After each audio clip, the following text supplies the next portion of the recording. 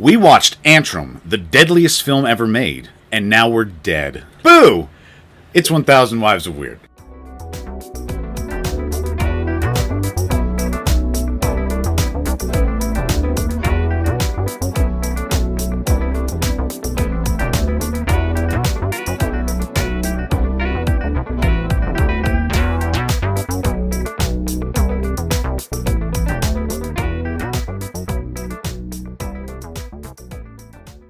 Welcome to 1000 Wives of Weird, a podcast that is a celebration of weird movies.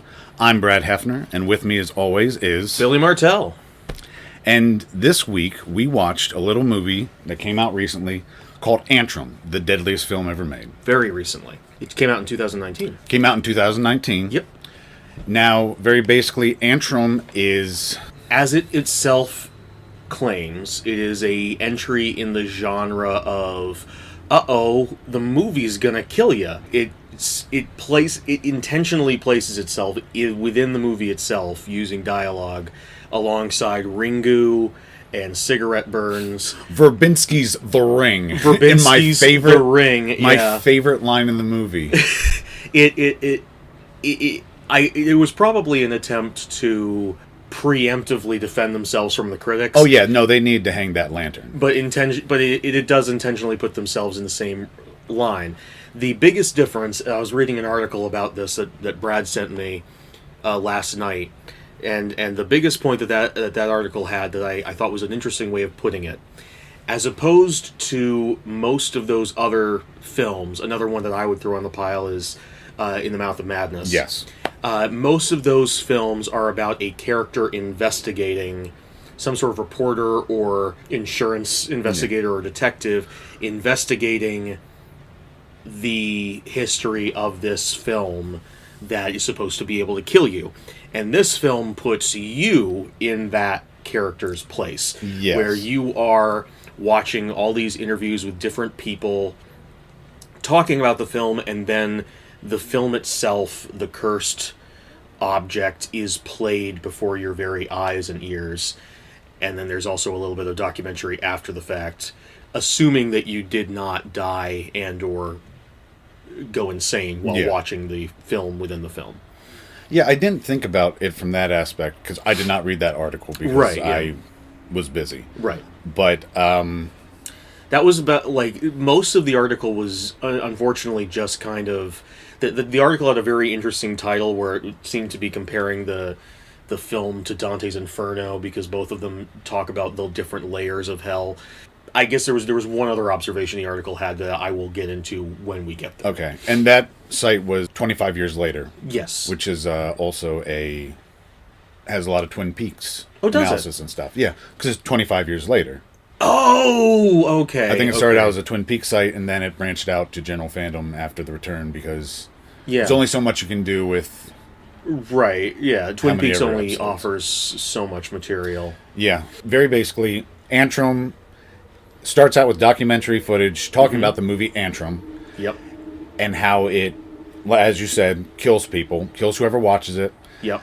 And then also goes into the explanations that people have given that dance around why people died after watching the movie. Yeah. Oh, it was all a coincidence. Very much like the reports you hear about the explorers who discovered mummies' tombs back in the 1920s who all died of mysterious circumstances. Oh, it was this. Oh, it was that. Or was it? Yeah, and as you stated, the difference between almost any other killer movie, is that... In this one, there's an actual killer VHS tape with, like, a mouth. Exactly. That chases you down the street and eats your toes. It's called, damn it, I was trying to think of a blockbuster pun. It's called Tapo, the Tape Monster. VHS, Very Hungry Son of a bitch. Yeah, very son of a bitch. Very hungry son of a bitch. That's... and there's like a... Not Jim Henson's best work. No. He had a few that night. He's like... But in VHS, Very Hungry Son of a Bitch, there's a Quint-like character who labels the creature that. He's like, that's one very hungry son of a bitch. Yeah, so that's the big line of the movie. It like zooms in, he looks straight into camera, and it's a very hungry son of a bitch. We're gonna need a bigger rewinder. Find me the biggest sports car shaped rewinder you can. But the difference between, in every other movie, the focus is not on the piece, it's on how the piece affects you. Mm-hmm. This, we just see the movie. Yeah. It's all about the movie. So we watch this allegedly cursed movie. Yes. And then it ends, as you said, with more documentary stuff about the movie. About going into detail about how the movie's supposed to affect you, all this stuff. And And the movie Antrum is purported to be from 1979. Yes. And it sort of tries to ape classic 70s horror with modern prestige horror. Yes. So it all the trappings. So if you've seen the music video for Everybody Talks, it's sort of the same thing here with like a lot of that 70s film grain and yes. obviously the classic cars and trying to get that particular look that a lens flare from the sun has on a camera, a 1970s style grindhouse camera. And there are, in the film itself, without, again, going into too much detail before we get to the spoiler section, there's a lot of elements of 70s grindhouse, much more than I thought. I thought we were going to get something much more demon related, as demons or eldritch abominations are usually involved in these stories. But in this particular film, it felt a little bit more in the vein, in terms of 70s horror, of like I Spit on Your Grave or Last House on the Left, something like that. A little bit. Mm-hmm. It's not too much that. It's more just like the pacing is very slow. They tried to mimic like the camera techniques and the shot cinematography as much as they could. It's just this. They tried to. It was their intention to. It was definitely their intention to. Okay. And the movie Antrum is about a brother and sister who go to a forest. Yep. In order to dig a hole to hell. Yes. To rescue the soul of their dead dog. Right. It's a family picture. Yes.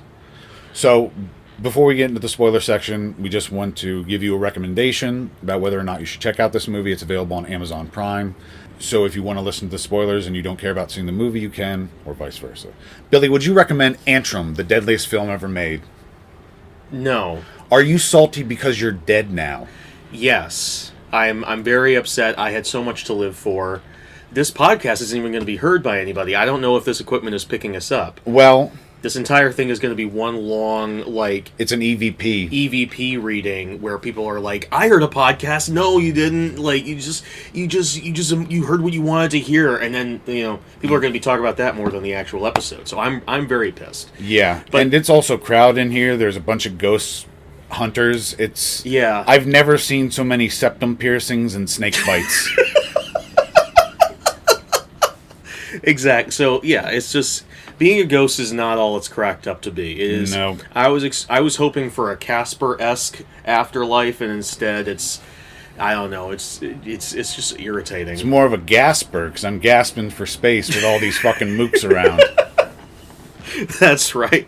I hope mooks isn't secretly like a racist term. I have no idea. God, I hope You know not. what is secretly a racist term? What? Jay, as in jaywalking. Oh, I did not know that. Well, it wasn't... I don't know if it was racist, but it was a slur for a slovenly homeless person. It was an insulting slur for a homeless person, and they used the term jaywalking in political discourse back in the day to make people feel ashamed if they were walking in the street so that they could get car companies off, because cars were hitting people in the street, and originally the street was just for everybody. So to make it seem like it was the people's fault instead of the bad motorists, they decided to call it jaywalking to insult people who were dying in the street. Gotcha. Yep. I wasn't listening to most of that. That's okay. Because I was suddenly... Because I'm a ghost. Well, yeah, and ghosts don't deserve a voice. We don't. That's why we don't let them vote. We don't let them vote. But I was very distracted because I was wondering... the term slur against the homeless really set off my mind, where I was like... Fuck, I guess there are a lot of slurs against the homeless. What do they prefer to be called? Like tramp, bum? Those aren't great. Those are not great. They're so descriptive. People really like to bring out the vibrancy of the homeless. Like, anyway, so no, to be more specific and more serious for a second, no, I would not recommend this movie. I kind of hated this movie. that's all right. I went into this movie really wanting to like it. I liked the idea of it at first, but the minute I started watching the film, and it could be I was in a bad mood, that happens. I'm human, or I was. The minute I started watching it, I realized there was a barrier between me and becoming engrossed in the narrative of this film. Here's the problem with the film as I wrote it when I was watching it. The problem with getting into the film is this is fake. Yeah. And I know it's fake. And with a normal narrative film, I can go along with it because it's clearly not real. So, for instance, cigarette burns, I can get involved in the story because I know that cigarette burns is fake, so I can just get into it like I get into a book. But with this, I don't know how to judge it because it's a mockumentary, which is not necessarily a comedy documentary, just means a fake documentary. Yeah. So, should I judge it based on how real it comes across? Because I know it's not real, and there's no way that they can convince me that it is real. So, that's not going to work for me.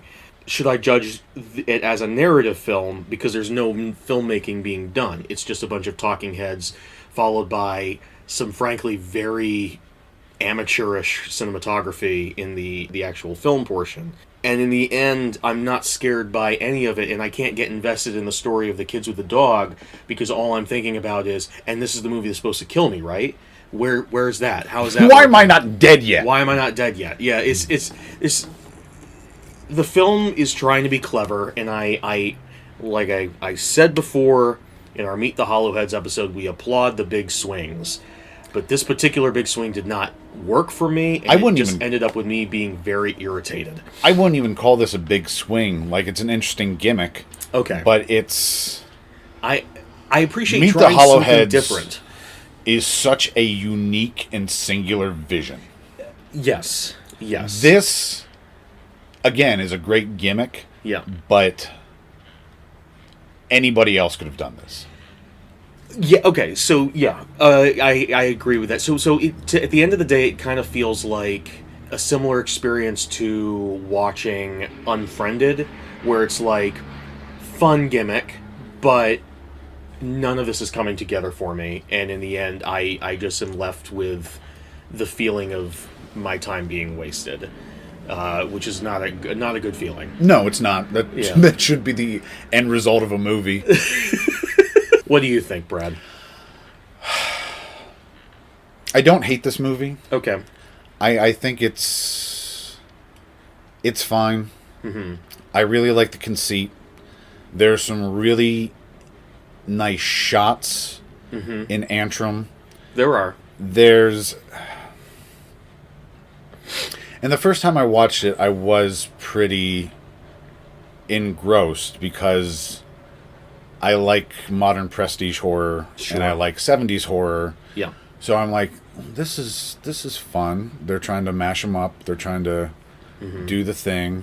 But it just kind of comes off as like Wish A24. Oh, okay. I I think I get it. Yeah. You try to order The Witch from Wish, and you get Antrum.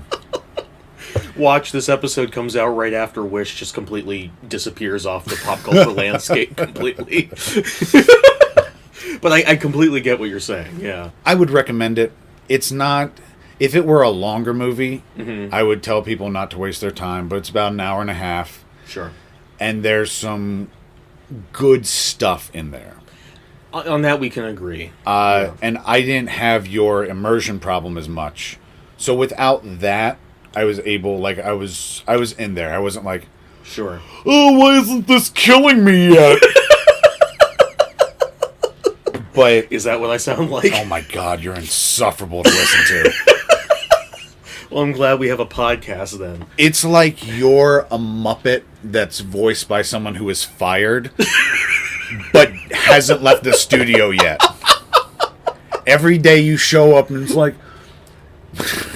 Can't remember the voice now. Damn it. Why isn't this killing me? Why isn't this killing me? No, that's still not the voice. That's Kermit the Frog. Actually, Kermit the Frog. I have no bones in my arms or legs. My mother used thalidomide. Why are there so many songs about flippers? Gentlemen, put together the standard rich and famous contract for Kermit the Frog. One of my favorite lines in all of cinema. If Kermit were ever on death row, why do you think he would be there? What do you think his crime would be? He got hungry one day and ate Miss Piggy. Think you get the death penalty for that? I think so. Probably. I mean, in the world of the Muppets, they're just like animals walking and talking around, so that has to be at least homicide. Yeah, but if there's talking animals, that means God has abandoned the plane of reality. Because that's sinful. That's an abomination against God, so God must no longer be present. I'm not sure. So is cannibalism a crime if there's no God? I think you're jumping a little bit. Maybe God just got a little bit more creative. Have you ever heard a Muppet mention God? You got me there. Well, there was a fan fiction where they doesn't count. They met Thor, but otherwise, no. Yeah, I could see some pagan god ruling Muppet Land. Sure, yeah. What mythology do you think the Muppets are ruled by? Do you think it's like Krishna? You think maybe? I think they follow the Parliament Funkadelic mythology with the Maggot Brain, the Star Child, and Sir Noise Devoid of Funk. I'm not familiar with this. Oh, the amazing bands Parliament and Funkadelic. Okay. Have an internal mythology. Oh, good. Yeah. It's I used to know a little bit more than the nothing I can recall right now. Right, yeah. But they have their own weird mythology. They have like recurring characters and concepts, and it's kind of like gorillas. I guess. Okay. I don't know much about gorillas, but they're good. They make good music. Cool. Yeah. So do P-Funk. Good. We're getting off topic. We are. Listen to Maggot Brain. It's an amazing album. Listen to Humans. It's a very, very angry, depressing album that will make you think long and hard and cry. But anyway, I would recommend Antrum. Okay. There you go. So now we will begin discussing the movie in depth. Yes. Let's jump in onto this. So I had a bone to pick right off the bat. I was going in to get this, to watch this movie. I looked up Antrum, the deadliest film ever released. Or ever made, sorry. Yes. It was released in 2019. I pull it up, and immediately on Amazon Prime, which is where this film is available, for those who believe Brad more than they believe me. How could you? By the way, not a lot more people believe Brad, because this has a 2.5 stars on Amazon. Well, now that they've heard you, they will change their mind. Obviously. Yeah, but the film is there for, obviously, first result for Antrum, and immediately after that, there's another film that comes up called Fury of the Demon, which has the tagline, Most Dangerous Movie Ever Made, as opposed to Most Dangerous Film Ever Made. And it also was released in 2019, which made me very suspicious. It turns out, looking into it further, the film was actually released in 2016, and Amazon is a lying liar. Really? Yeah, it was released in 2016, and also has the exact same plot about a film that's cursed, but instead of being a film from the 1970s, it's a film made by the famous George Méliès, saying that he made a film that is cursed and will kill you if you watch it, that has been lost forever. And I was like, oh, so this is probably just a completely different thing in the same genre. And then when you immediately start Antrum, it starts off with a whole bunch of silent movie clips of demons. Some of them are from Haxan, but some of them look suspiciously like George Méliès footage. I am calling shenanigans. Okay. I am calling shenanigans on this whole operation. What was the name of the 2016 movie? The 2016 movie was called Fury of the Demon, the most dangerous movie ever made. And this one's called Antrum, the deadliest film ever made. Well, that black and white footage at the top of the movie is like probably my favorite part. Well, yeah. So if some of it's from that, I definitely need to check that out. Probably not. I know that some of it is from Haxan, which is an infamous silent movie, I cannot air quote enough, documentary about witchcraft. And there's also footage from a, I believe, 1916 adaptation of Dante's Inferno. Okay. Specifically one shot where you see a map of hell with the different layers in it. But I believe that some of the footage is George Méliès footage. Okay. Yeah, I really wanted to... Because he would occasionally have demons or ghosts pop up in his movies. What a fucking Satanist. That's what Hollywood is, people. Like, that's just George Méliès is the Hollywood deep state. He is. He's still alive, actually. He and Hitler and Walt Disney are all frozen in the same cabinet. They form a totem pole with their frozen severed heads. Yeah. Yep. Exactly. So the triangles in the Illuminati, that's all... The 3 points of the triangle are Hitler, Walt Disney, and George Méliès. Mm-hmm. Yeah. 3 men, all equal. Well, they all had mustaches. Yeah. Yeah. They all had skin. They all had skin. They all had human eyes. They all had human eyes. They all Fucking brothers separated at birth, huh?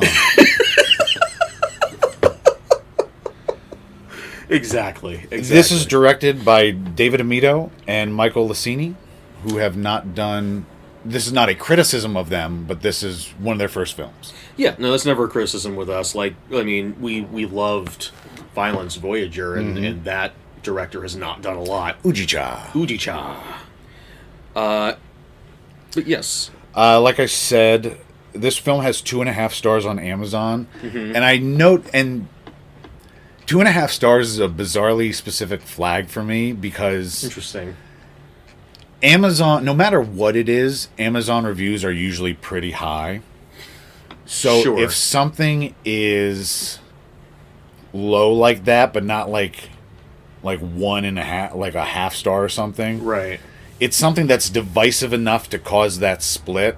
So like Mother had 2.5. The Jake Gyllenhaal movie Enemy, which is a very, very odd, super odd and confusing movie. I think I've heard of this. Is this the one with the giant spider? Yes. Yeah, I've heard of that movie. Yeah.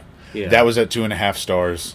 Okay. So it's always, whenever something's 2.5 stars, I sort of raise my eyebrow a little bit. Right. Okay. The movie begins with some very cool, very interesting footage of devils and demons from older movies in black and white. Right. Would love to get a list of everything they pulled from, because this is some really great looking stuff. I definitely know that some of it is Haxan. Yeah, I recognize some from Haxan as well. You can always tell it's Haxan because it includes the famous shot of a demon churning butter in an extremely masturbatory way. Love that shot of that demon masturbating with the butter. It's great. Pre-code movies are great. Well, that was German, so they wouldn't have had to worry about the code anyway. Oh, that's true, yeah. But it is also pre-code. We're told that in 1988, the year I was born... Oh, fun. In Budapest, Hungary, a movie theater burnt to the ground, killing 56 people who were watching Antrum. Yes. The fire seemed to have originated from multiple places in the audience, not the projection room. And at that very moment, you were born. Exactly. Yeah. It's like, mass fire murder. In the same theater, in fact. Yeah. I was born from... It was like Athena. I was born from the side of the reel. I sprung fully formed from the film case. I thought you were going to say that the curse of the film caused someone's head to explode and you popped out of it. That might have happened too. I was a baby. I couldn't remember. Even though I came out fully formed, I still had the mind of a baby. You're like Frankenstein's monster. Yeah. Your body's always been fully grown, but your mind had to develop. I had to... Yeah, for like 10 years, I was just like a fucking moron. And I need an adult amount of food, and I was taking adult shits in my adult pants. It was a nightmare. It was like fucking Kafka. I don't know why you're laughing. This is my life trauma. I'm sorry. I'm sorry. I have that condition from Joker where I laugh when I'm upset. Oh. Yeah. Okay. Yeah. That movie really raised a lot of awareness for your condition. It did. Yeah, I'm very happy with it. I did a walkathon for inappropriate laughing. Oh, good for you. Yeah, Todd Phillips, what an ally. Yep. A man talks about other killer movies. Yep. Katu's Ringu, Verbinski's The Ring, John Carpenter's made-for-TV movie Cigarette Burns. Oh my god. By the way, Cigarette Burns, fucking amazing. Oh my god, Cigarette Burns and Ringu actually, but Cigarette Burns especially, absolutely get a recommendation. Do you think this is the only time that Gore Verbinski has ever been referred to as Verbinski? Absolutely not. Do you think this was? No, you're right. Yeah, no, I'm trying to slam Gore Verbinski. I don't know why. I'm trying to start beef. Yeah, why you beefing with Verbinsk? Don't beef the Verbinsk. You're right. Yeah. I wish you would have gotten to me sooner before I made this horrible, life-altering mistake. We stand the Verbinsk. This is the... No. No, you couldn't get there. What the fuck good has he made? I have no idea. I don't even. Why the hell are you defending this man then? I don't know. I'm yes-anding you. No, you're yes-anding Gore Verbinski. Yes, I am. Yes, we stand Verbinsk. We're told that Antrum was submitted to several film festivals, and everyone who watched it died. Of mysterious circumstances. And finally, in San Francisco, in 1993, a screening was held, but before the movie, the audience got anxious and tried to flee, but all the exits were locked. Yes. And then they started to riot, and a pregnant lady died. Yes.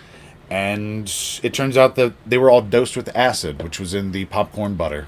Which honestly was, in my opinion, the scariest story that they told during the documentary part. I wasn't... For whatever reason, like, again, I had problems getting into this movie. But, like, they kept talking about... And this person was poisoned by a rare fish. And this person fell out down the stairs. I liked the rare fish one. It was weird enough that it was like... it was almost, like, spitefully coincidental. Like, I liked that the curse was like that, just like... I'm gonna drag this fucking fish a fucking 1,000 miles away from its home and everything it knows. It's never gonna fuck any other fish like it here.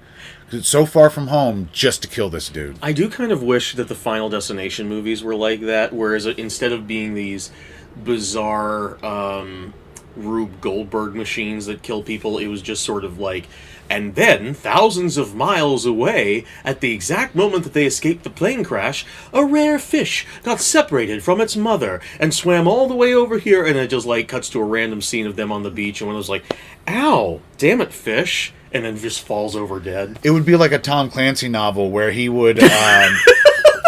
where he would, like, start out with a tree being cut down, and then he'd follow the tree for a couple hundred pages, and then it would figure into the plot. It gets turned into a crucifix on someone's door that falls down and crushes someone's head in. I would love that. I would also love a Final Destination movie that was just, like, Death being called into, like, a cosmic office and being like... His boss is like, what the fuck are you doing, man? You need to fix this. And then they're just like... He keeps getting called in for meetings with managers, and it's just like, this is fucking bad, man. Like, God. How are you fucking up this bad? Who would you cast as Death in the Final Destination universe? Because they've never shown him or her. Or them. That's a good question. I've never seen a Final Destination movie. I would cast Alan Cumming. Sure. Because I think it would be funny if he was like, can't you just, like, have him trip into a sewer or something? And he's like, but I've spent weeks setting up these dominoes! Like, it would be really, really funny.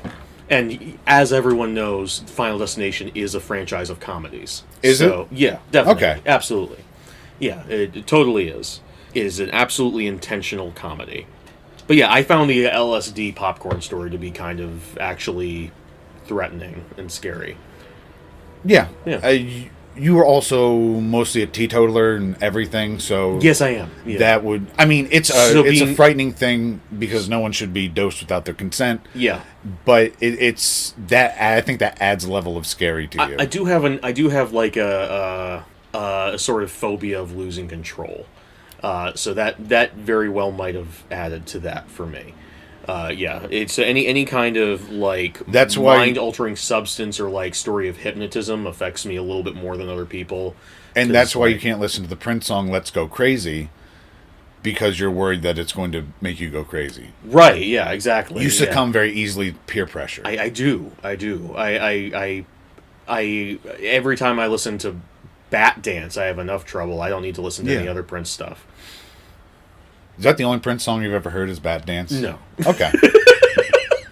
I'm not that sheltered. There are other Prince songs in Batman. True. He did the whole soundtrack. He did do the whole sound. I've heard those, and that's it. No. Top 10 Prince albums. Well, really, there's only one Batman soundtrack. It's great. That's my clickhole article. It's just like top 5 Prince albums that are the Batman soundtrack. Or just like someone who is like, wow, I wonder why the Batman soundtrack guy is playing the Super Bowl. That came out like 30 years ago.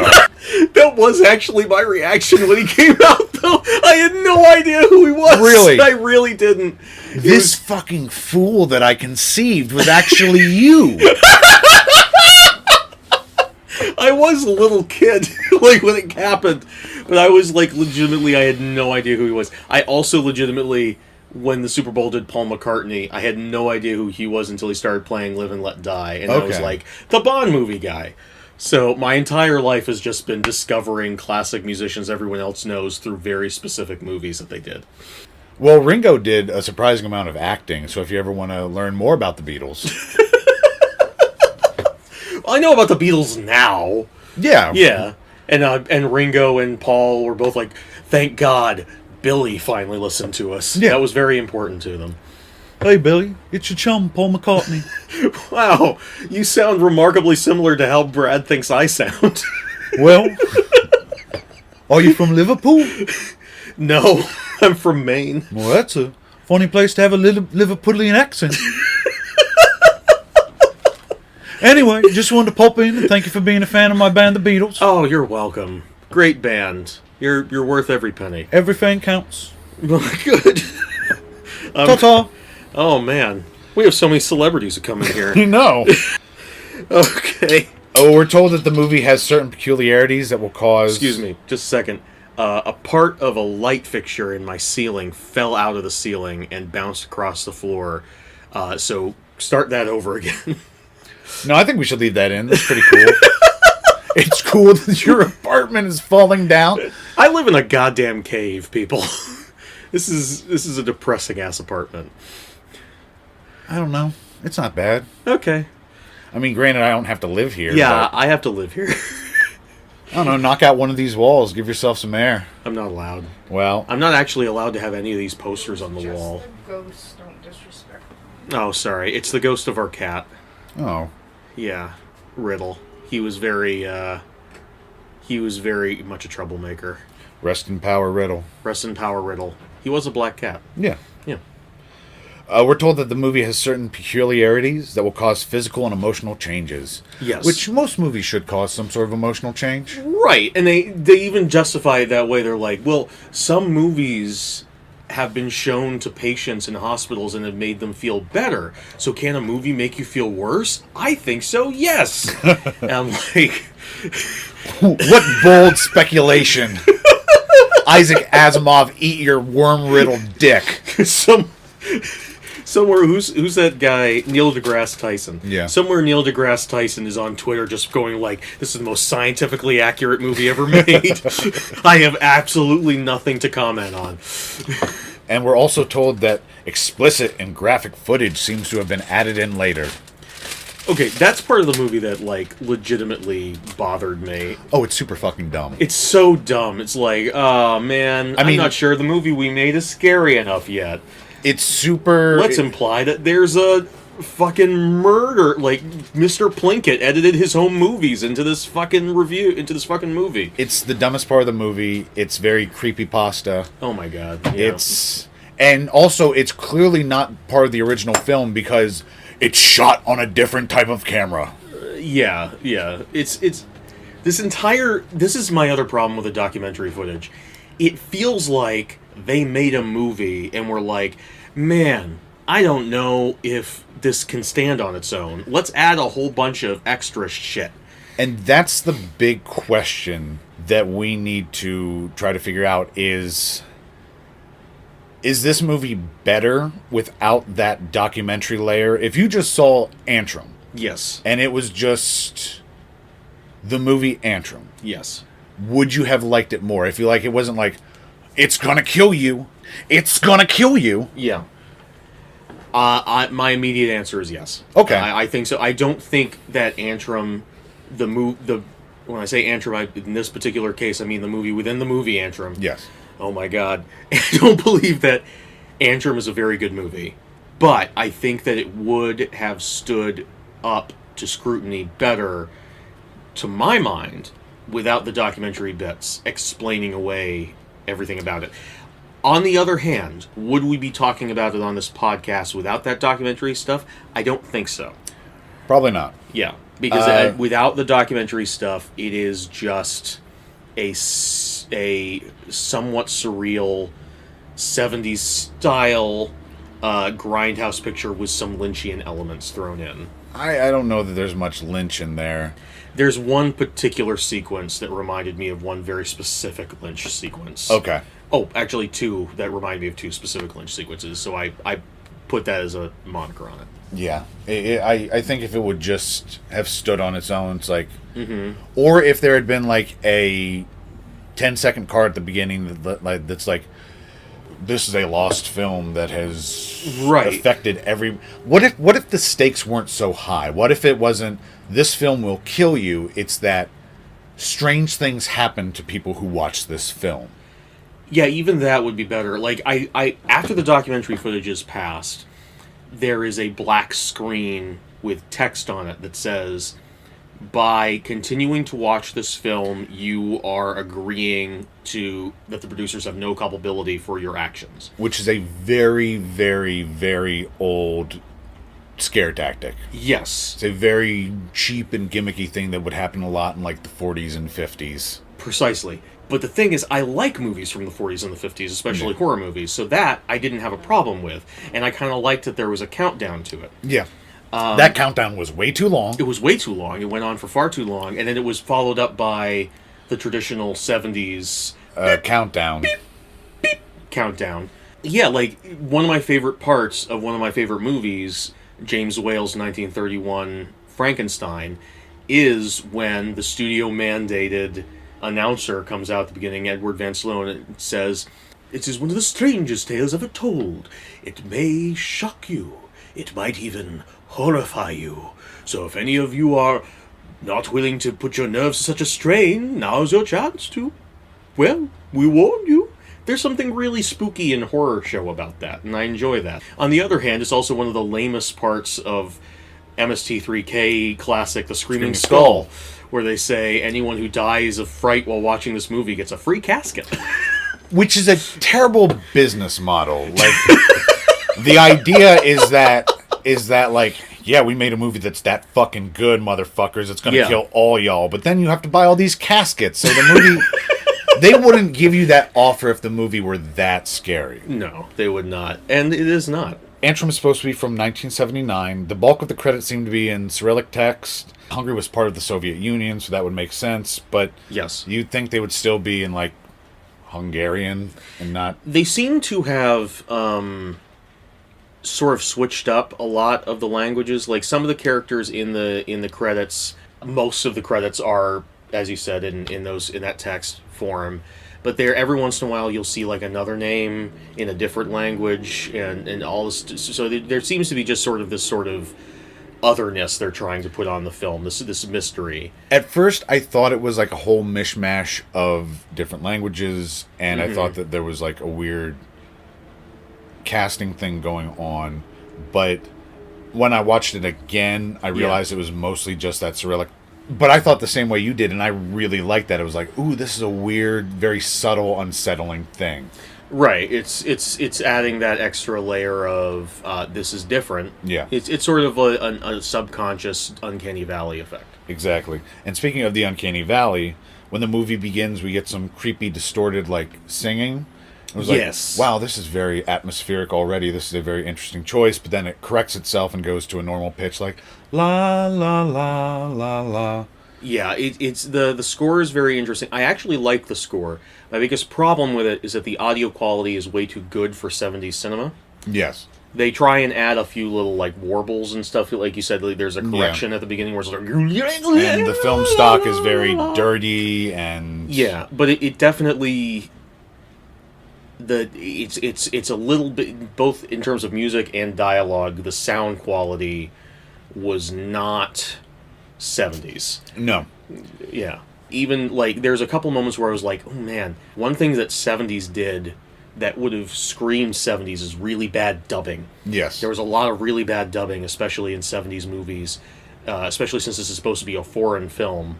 Wouldn't that be great if they put that in? And occasionally they did do dubbing, but it was always with modern dubbing techniques, and I was like, damn it, damn it, damn it. Yeah. So close and yet so far. We see a young boy petting a dog and a blonde girl. The dog is injected with something. Yes. Now, when I first watched this movie, I thought the kids were doing this to the dog.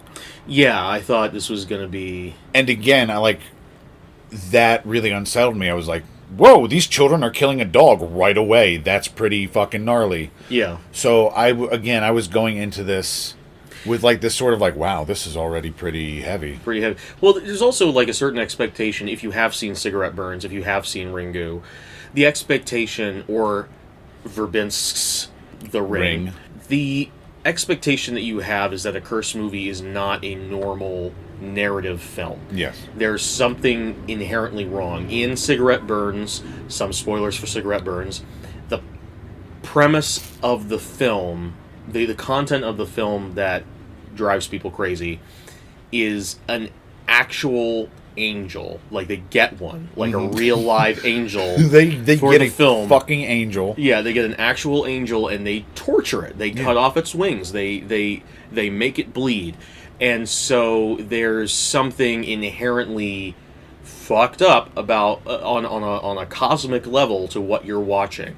Same with the Ringu and the Ring. They go another direction where it's the story. It's very surreal. It's very surreal, but the images match up to telling the story essentially of this abused little girl whose spirit haunts this tape. This movie. So I think both of us kind of went into this film, especially with like the needle and the very close-up shots that they do. You expect something really horrible to happen right off the bat because it's like there must be some reason why this film is going to drive me insane. Well, to be fair to the movie, in the documentary intro, there is a guy who says like it's not super crazy, it's not super jump out of your seat scary. Yeah. It's so I was already like, okay, so it's not going to be just like a gore fest or something. Right. It's there's something inherently in the film that's twisted. And again, this is why it would be better if the stakes were lower. Like if it just like if it's like, yeah, you watch this movie and reality gets thin, or you watch this movie and you start to have real fucking bad luck, man. Yeah. Like if it were like that, because not every cursed thing needs to be like super insane. Right, yeah. Like there's that, actually I believe it's a Hungarian song called something like Gloomy Sunday that was known as a suicide song where people listened to it and committed suicide. Okay. But it wasn't like this super fucked up thing. It was just a piece of music. The two children ride home with their mother after the dog is put to sleep. The boy, Nathan, asks if the dog, Maxine, went to heaven. The mom tells him, no, Maxine isn't in heaven because she was bad. Good parenting. Yeah, it's good to, to let your kids know that not all dogs go to heaven. Yeah. Which we see a sign that says dogs go to heaven right before this. Do we? Oh, yes, it's on the wall of the That's right. vets. That's right. So that's why he asked the question. That makes sense. Yeah. Nathan's mother disappears from the driver's seat. he looks over and sees his sister Orly asleep with blood flowing down her forehead. Yes. Did you have any interpretation for this? I was still trying to figure out where the film was going at this point, but immediately after the head bleeding, it cuts to him other things, and then he wakes up From a nightmare. From a nightmare. So I just assumed that this was all part of the same nightmare, and then that's almost confirmed later on, because later on we find out that the sister has no idea where he got the idea that their dog is in hell. Yeah. From. So even and though we she know was he in has the car, recurring nightmares. Yeah, even though she was in the car when this was said, Yeah. either she was napping or he's remembering it differently because it's a nightmare. And this is an aspect of the movie that I did like, is this sort of questionable, unreliable point of view characters and stuff like that. Is it real? Is it not? Especially in the early going. I will say right off the bat, one of the shots that I really enjoyed was the very opening of the film starts inside Maxine's nose and pulls out. Yeah. Which, if you go real close to a dog's nose, it is a very interesting texture to it. So it reminded me of two things. It reminded me of Junji Ito, Spirals, and it also reminded me of the armadillo from the opening of... Well, not the opening, but from the first act of Texas Chainsaw Massacre, which is another 70s grindhouse film. I thought you were going to say the ear from Blue Velvet, and this was one of your Lynch sequences. No, but going to Lynch, it would remind me of that sequence from Twin Peaks where Leland Palmer is sitting there staring at the wall, and the camera zooms into a hole in the wall, and things get really intense for a minute, and you're like, why am I terrified? And they're like, no reason, keep going, and the story just continues. Like, it did kind of remind me of that. But yeah, and then and this is where my big problem with the cinematography comes in, is there are every once in a while there's a shot like that, and I'm like, yeah. And then for a lot of the movie, the cinematography for me felt very modern and very film student. That's why I keep saying it's sort of like a mashup of modern prestige and 70s. Like, it's... Yeah. They don't really get the 70s camera style down at all. They don't. And it's mostly just the fucking filter that they slap on. Yeah, it's just a filter, and that's kind of what annoyed me. It reminded me a bit of Call of Cthulhu, which is a silent movie adapted from H.P. Lovecraft's Call of Cthulhu that was made in modern day, but it was supposed to be a reference to 1920s cinema. And every once in a while in that film, more than this one, I think, they nail the style of the era. But more often than not, they fuck it up because they're using modern cameras and just slapping a filter on it, and there are certain things that you would never do in a 1920s film, like a close-up, that you do all the time now, because that's just the way film... And people, like, Stranger Things is a pretty good job of capturing the cinematography of an 80s film, but that's so much easier because 80s film built the groundwork for what we all do in movies now, as opposed to 70s, which is almost a lost version of filmmaking. Yes. At this point. Yeah, it's just the filter, and sometimes the filter looks very believable. Oh yeah, especially whenever there's a lens flare. Yes. There's a very specific look to a 70s lens flare, and they got it. Nathan is played by Rowan Smith. Orly is played by Nicole Tompkins, who is also a voice actress. Orly's the name of the older sister, if we didn't say that yet. Yes. Yeah. We get a mishmash of images. Maxine, a black figure in a fire, a goat-headed statue. Nathan's sister wakes him up in a tent. It was a nightmare which he has been having a lot. Yes. Orly hums to help Nathan get back to sleep, and she hums the opening theme, which I thought was a very nice layer thing. Yes. Orly and Nathan are going to bring back someone's soul. As they're about to enter a state park, they find a little shrine with candles and pictures and a big old sign that says, "Not to kill yourself." Yeah. So, combining with that and with something that happens later, definitely giving some shades of the Japanese suicide forest. Akigahara. Yes. Yeah. Yep, and you'd think that Orly would know that, maybe.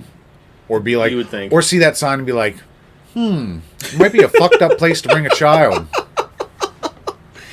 Well, she has to bring him there because True. that's the location that she's totally not making up. Yeah, and that's the place where the devil fell.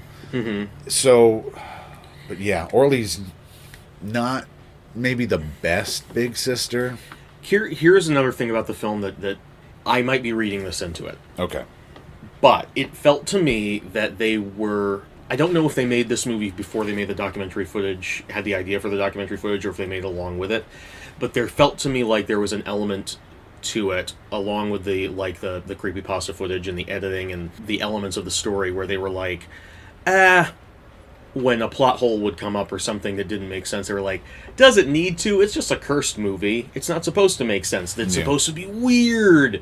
And they would just leave it in. Oh, speaking of cursed movies, which we've been doing for the last hour. Yes. You know, watching Antrum made us dig into our own collections of cursed movies. We did. We brought a couple to talk about, Billy. Billy, what's your first cursed movie there? Well, see, going through my list of cursed movies, it's always difficult to separate the weed from the chaff, because there are some cursed movies that have the reputation of being cursed movies but aren't really cursed movies.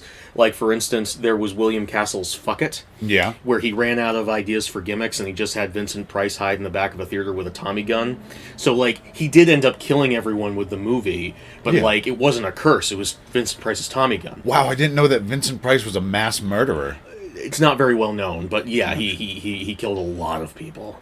Well, good for him that he got away with it. Yeah, he totally got away with it. It's the mustache. Everyone trusted him with that mustache. But personally, my favorite cursed movie is David Lynch's Unanswered Questions. Yeah.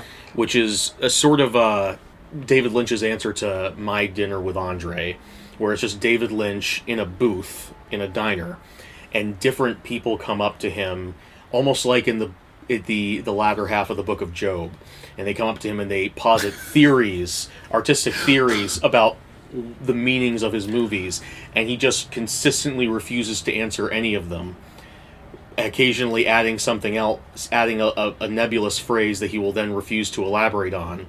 And over the course of the film, the viewer is lulled into this brain-dead state, which they almost never wake up from. But if they ever do wake up from this coma, they are just really into transcendental meditation. Wow. Yeah. I've not seen this movie. No, well, because I'm not into transcendental meditation. Yeah. Because you have to pay for it. But I thought very capitalist. I thought when you said it was like the Book of Job, that people were coming up to Lynch and trying to get him to reject God. And he just goes, "Already there, bucko!" No, they're trying to get him to reveal his secrets. Gotcha. And I listened to the rest of it. Yeah. All right, we'll get to your third one in a bit. Sure. And we'll break out mine then, too. Okay. So, this sign, this don't commit suicide sign, is in English. The characters speak in English. Yes. The text of the credits leads us to believe that they should be speaking Russian. The premiere in Budapest, granted it was 9 years after it was made, right, suggests maybe Hungarian, but for some reason... And the fact that they're at the suicide forests, probably Japanese. I feel like there are other suicide forests, they just don't have as good of a press manager. Oh, okay. Not all of them get visited by Logan Paul. No. Right. God, I'm so jealous of that forest. You want to be visited by Logan Paul? I mean, who's Logan Paul? Are you actually asking? No, I know. Oh, okay, I'm good. aware. Good. All right. Because I don't want to get into that story. This is a thing where this sort of ruins it for me because they're not going the distance with this. Like, okay, if you want to be like, yeah, this is a cursed movie. It's from the Soviet Union in 1979. Mm-hmm. And I will excuse not having the budget to get period appropriate equipment or shoot on actual film stock or whatever. Yeah. But if you're not going to have them speaking Russian, like, don't throw in the foreign text just for us to go like, oh, mysterious. Just make it some fucking English language production. Like, what difference does it make? Like, it's not right. Yeah. And then it's weirder that it somehow ended up in the Soviet Union. Sure. Or if you want to give it that foreign flair while still making it in English, make it an Italian feature. Sure, and have it dubbed. That is because all Italian features are dubbed anyway. Yeah. And you can also have it, and also the Italian cinema was a big part of the 70s grindhouse oeuvre. So, and I mean, you could even keep it in Russia and have it dubbed. And sure, it's not like the dubbing needs to sound great. No. And it would actually make location shooting a lot easier because they Yes. were outside the entire fucking time. They were. Yeah. Orly consults a mystic tome. She raises the book to the sky and it blocks the sun. I like this shot. It's the book that was given to her by Ike. Ike. Mm-hmm. Dwight D. Eisenhower, yes. Master of the Occult. Master of the Occult. That's an EC comic title that never took off. But it was the best one, though. Yeah. Yeah. At the end of every issue, he warned the reader about the military-industrial complex. And we never listened. We never listened. That's why it was so unpopular in the 1950s. She reads that the shrine is filled with offerings. Everything there is something somebody once loved. To enter the forest, you have to make an offering of something very special. It's to keep bad things out. Exactly. I thought it was to keep bad things in. The kid asks her, is it to keep bad things in? And she says, no, it's to keep bad things out. I feel like it's reversed. I watched it twice to make sure. I mean, I also watched it twice, so... Not the movie, just that one scene. Okay. Because I was sure that I'd gotten it wrong, and I watched it again. I was like, no, she says to keep the bad things out. And again, this sort of like world building, if they had... Eventually it's revealed that Orly has made all this up as a terrible form of therapy for her brother. Yes. Leave therapy to therapists, kids. If they had, instead of that angle, gone with just a straight story of like the straight fantasy horror story, where they're actually making this journey, it would be great. I think it would be so much better. I mean, there are lots of like with many. I feel like there was another movie that we talked about that did this. The very first one, Tracks, which title I can never remember. But like with Tracks, you need to pick a place to go, and then go there as fast as you can. Well, I think the movie was trying for like this double juke, where it was like, "Hey, it's not real, but it is." Mm-hmm. I think so. And I think it should have just gone, "It is." Yeah, and like it's on us, the viewer, to be like, "Okay, is this for real? Right? Is this for real? Right? Like we got so much material out of talking about fucking Martin. Yeah. And just go there. Just fucking go there. You can still have the ambiguousness, like you can have these clues that it's not real. Sure. Like when we first see the inside of the book and it's done in like sort of this childish drawings, we're like, well, that doesn't really track. That's a nice subtle. And the book is written in English. Yes. Yeah. English and in pen. So you're like, but at the same time, you can build this sort of naive fantasy where it's like, it doesn't matter what the book looks like, it's still... It looks childlike because it is an object for a child to go on this adventure. It is also, in universe, such a cheaply made film that one could... Like, there is a, I believe, Hindu remake of The Evil Dead where they didn't know what to put in their version of the Necronomicon, so they printed out fan art of Darth Maul from the internet, and they filled the Necronomicon with Darth Maul fan art. I'm serious. Okay. Sure. Yeah. So, like, you work with what you got. Yeah. I hope it was all Rule 34 fan art. No. It wasn't like Darth Maul swinging around his two-headed cock. No, it was not Darth Maul's two-headed cock, although that would have been amazing. And it would have made me much more interested. Yeah. But no, they just... they literally took the first results that you get on Google for, like, scary picture and put it in. As you said, we're told this information comes from someone named Ike. Yes. Nathan takes a piss and sees "No one gets out alive" carved very neatly into a fallen log. And he hears something, it sounds like something's, like, skittering about in the trees above him, and he looks up, and for a minute I had a very strong Violence Voyager flashback of a kid with a bowl haircut in blonde hair peeing and something coming down from him from above. Yeah. The chimpanzee from No, Miles Voyager. You had this look. I wasn't sure you. No, you, yeah. Okay. I was recalling that iconic moment from Violence Voyager. Yeah, the most iconic moment. So I was just like, just a very strong moment of there's a chimp gonna attack him, and then there wasn't. And again, this no one gets out alive stuff is sort of cheesy, sort of. If you're going for that prestige air, that 70s air, like I feel like you should avoid sort of very obvious trappings like this. If it might be a reference because they reference the concept of hell having layers. When you approach hell in Dante's Inferno, there is a message that says, "Abandon all hope, ye who enter here." Yes. So there is a possibility that they were going for the similar vibe, just with a somewhat more generic message. Okay. Yeah. I can see that. Sure. And I'll concede that to the movie. Okay. Mark it down. Write it down. We give the movie back its negative point for that. Orly tells Nathan that this forest holds the spot where the devil landed when he fell from heaven. Yes. They can find the very spot he hit. They'll find the entrance to hell, the Antrum. And again, this is some gnarly backstory. This is some gnarly lore. Like, I was really digging the movie. Sure. And then, okay, so this is another thing in the article that I read gave me. Antrum is... I thought it was a weird foreign misspelling of atrium. Because talking about being an entrance to the devil's house. But instead, it was... Antrum is actually just a word for like an orifice or like an empty hole, sometimes in bone. And this was pointed out to me by the article. I did not know that. And they posit that the reason why that's the title is because it's secretly telling you that there's nothing there except what's in your mind. There's like Yoda in the forest with Luke. The only thing that's there is what you bring with you. Which, if that was their intention, go fuck yourself, you pretentious assholes.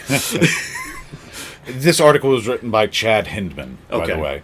It's called A Map of Hell, Antrum, Dante's Inferno, and Layered Meaning. There's Chad for you. He's always looking for them layers.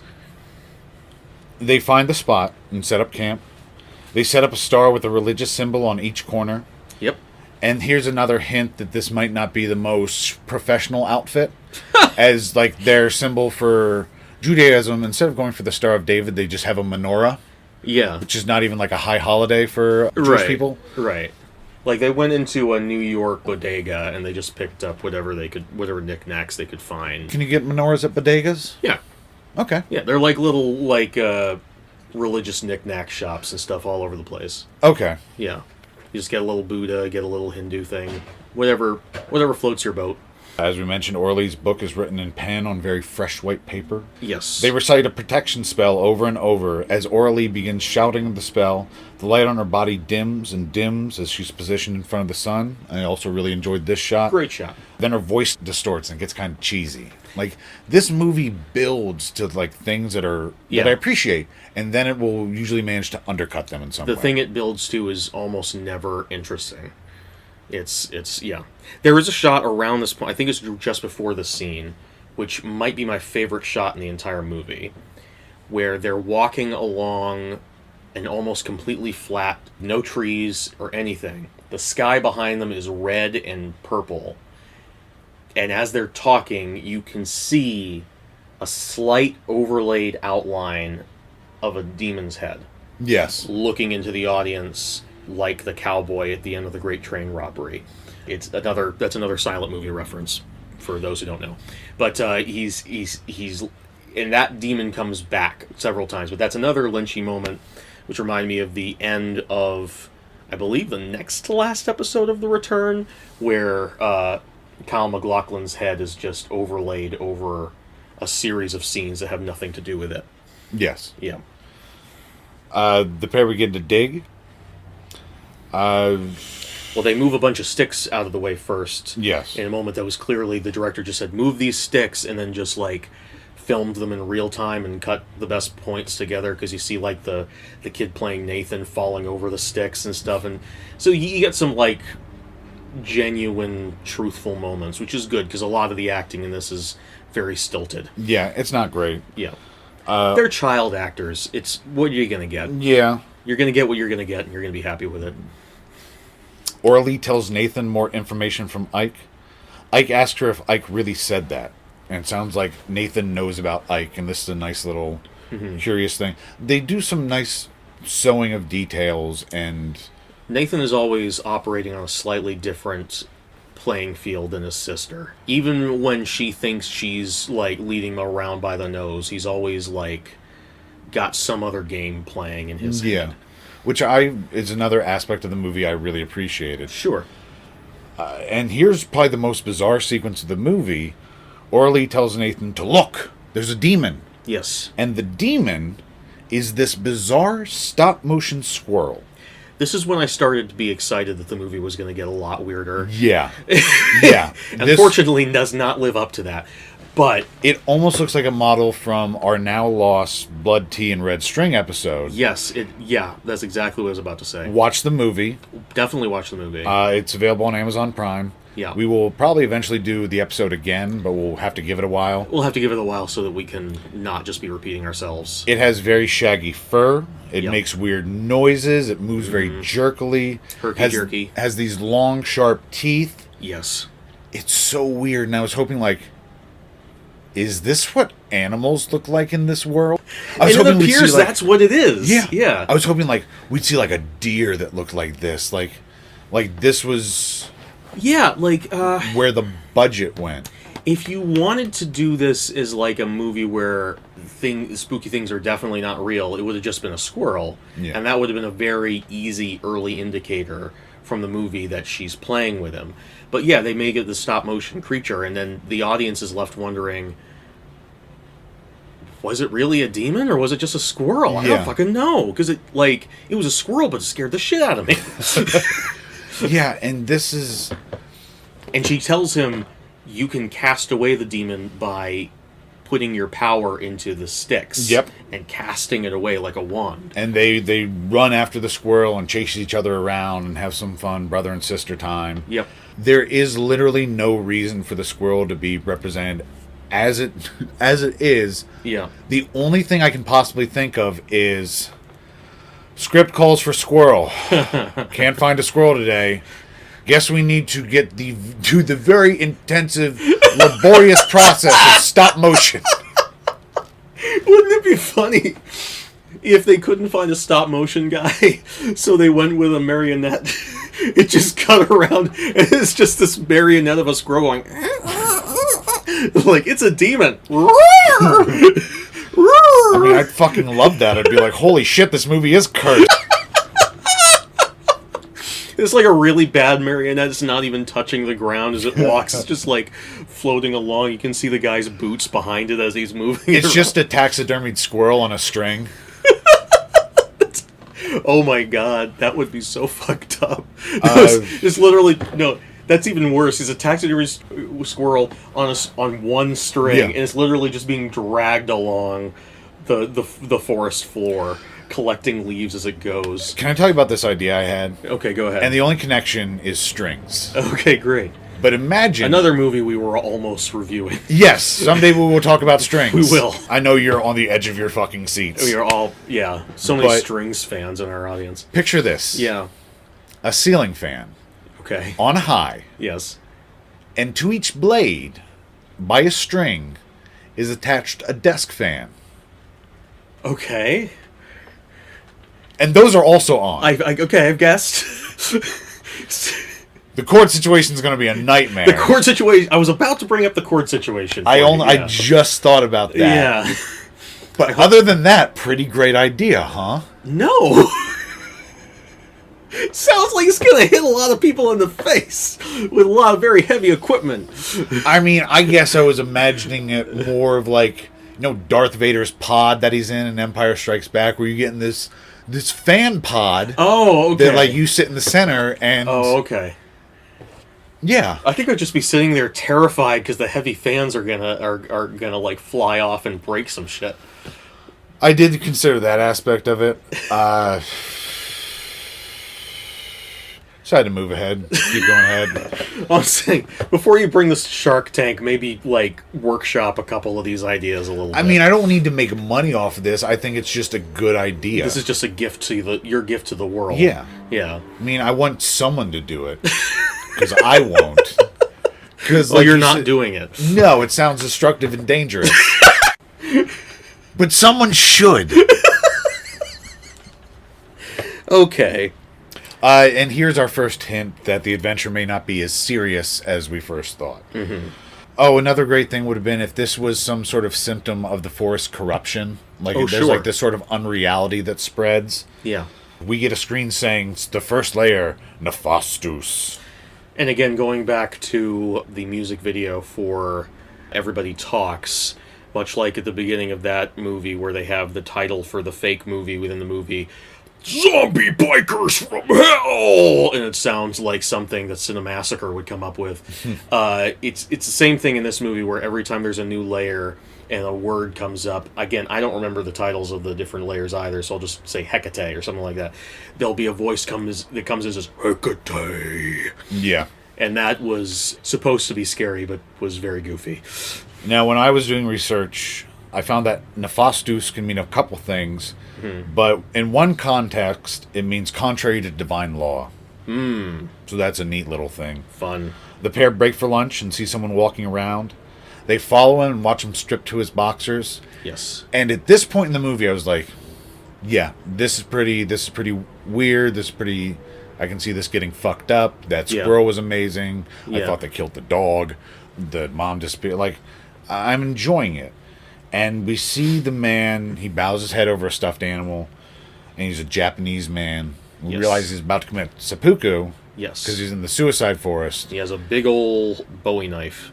And his own suicide forest in his own country was not good enough for him, so he had to travel.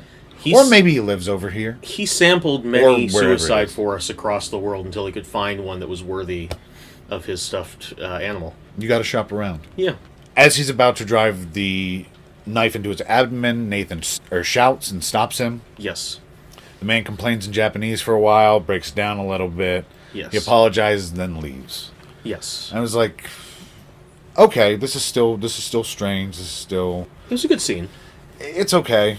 Yeah. It's pretty obvious. It's very pointless. Bizarrely obvious. Well, that character comes back again. You have to introduce him somehow. Yeah. Yeah. Where did you think the movie was going to go at this point? At this point, I had stopped caring. Really? This early? Oh, yeah. No, I very early on. I stopped caring. I stopped caring in the middle of the documentary footage. Wow. And then when the movie started, I was like, well, maybe this is a second chance. And then I saw how bad the cinematography was, and I was like, never mind. You also watched this on your phone? I did, because the internet has been down in my house for a long time. And my phone is the only thing that has 4G, so I couldn't watch it on my smart TV. But, yeah, so maybe Lynch is right. Maybe I haven't seen the movie. I think it definitely impacted it a little bit. I'm not going to say it would be night and day, but I think... And also the problem is I take notes on my phone, so every time I had to watch that, the screen would get even smaller. You know, back when I was doing this podcast with Brendan, we used to write our notes out by hand. Oh, yeah. I see. Because often... You're saying you're better than me? I'm saying we used less efficient... I'm saying in that particular scenario... Yes. It would have been better to use pen and paper. True. That is true. After some more digging, Nathan finds a pill bottle. Oh, and a fucking gun. They find... And he cocks it like a little idiot. Yeah. Nathan sees multiple dark figures in the tree line and screams. Well, first he hands the gun to his sister. He gives the gun to Orly. Yeah. Nathan sees multiple dark figures in the tree line and screams. And Orly accidentally fires the gun. The buried gun, which is loaded and still works. Now, what would have been great is if she would have fired it. Yeah. And it would have exploded in her hand. Ooh. And just like, Because that can happen. That can happen. Yeah. Practice proper gun maintenance, kids. Yeah, don't fire pit guns. Yeah, don't fire pit guns. Also, don't cock a random gun you find in a forest if He's you're not a planning child. on firing it. He's a child, like he can't be... Oh, come on. Like, The 70s, it was a different time for Yeah. child gun safety. back in the day, in like the 30s and 40s, you could order a chain machine gun off of the back of a comic book. Really? Yeah. You could just send off enough box tops and you get a gun to murder your whole neighborhood. Then again, Yeah. the back of comic books were the wish of that time. That is entirely correct. That is absolutely correct.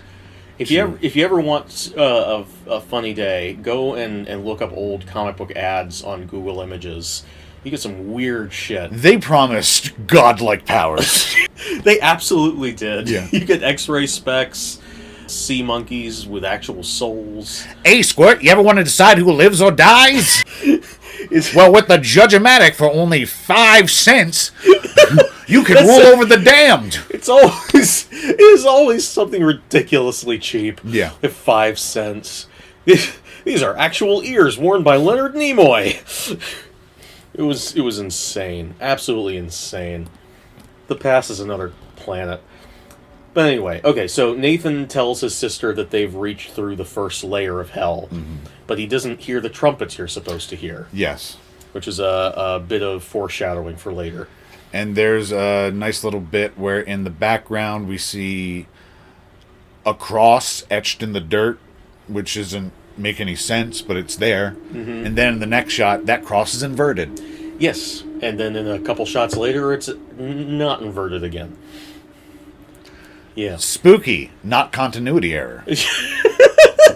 I guess that's one of the big benefits of making a cursed film is that continuity adds to the illusion of unearthliness. See, that's definitely what the directors thought. Yeah. Yeah. I should say continuity problems adds Continuity to. problems, yeah. Is it also like there'll be every once in a while they'll do like a thing where like Orly reaches out her hand to Nathan, then it will cut and it will show the action again. They don't do that nearly enough for my taste. Yeah.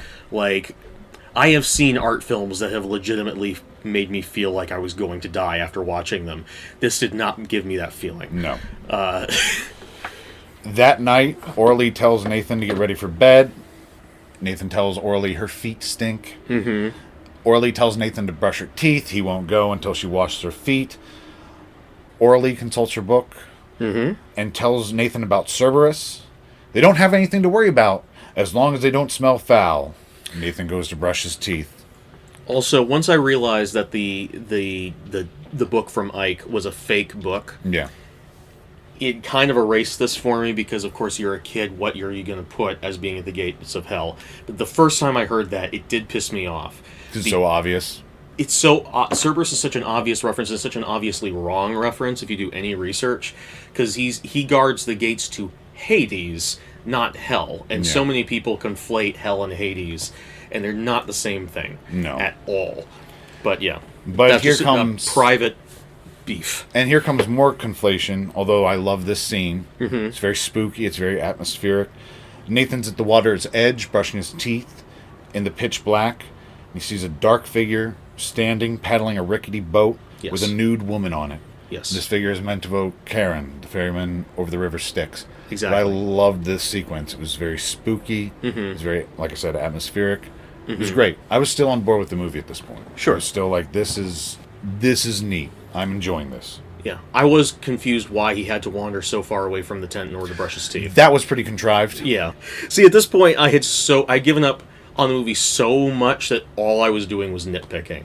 So most of my notes are little things like that. Nathan has another nightmare. We see the nude woman from the boat in the forest. There's a lot of drawings, one of a demon emerging from a hole in over three different drawings. Another series shows two demons putting on a human skin suits. Yes. One of the skin suits is a man in white briefs, an army jacket, and a hat with small antlers. Yes. See a blurry figure in live action that resembles this drawing. Another shot of the Baphomet statue. Now here's another shot I loved. Here's another very... When the movie gets the feeling of like that uneasy feeling. Yeah. We get a long shot of a white demon or the devil or Astaroth, as we'll find might be the culprit behind everything. Yeah. With all white, sort of white pancake makeup, big ears, and very dim lighting. And he's just staring at the camera. It's the same shot that was overlaid over the previous thing. Yeah. Yeah. It's repeated 3 times in the film, and it is my favorite shot every time it shows up. It's great. It's so good. And again, the most frustrating type of movies are not bad movies. Yes. They are the movies that are so close to good. Yes. Yeah. It's the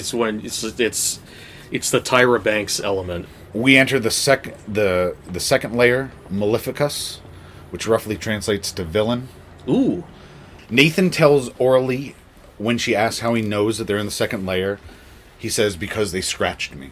And this is a nice little moment, too, where it's like, he rolls up his sleeve and there's a bunch of scratches. So at this point, we're sort of going back and forth. At least I still was, between, like, the mystical tome is clearly written by a child. Yes. But now still real things are happening. Right. Is this still an integrated fantasy world where, again, because the object is possessed by a child, it is childlike? And when Nathan tells her this, he visibly appears possessed. Like he's saying everything in a very sort of dreamlike, trance-like way. He's not moving his face a lot, Yeah.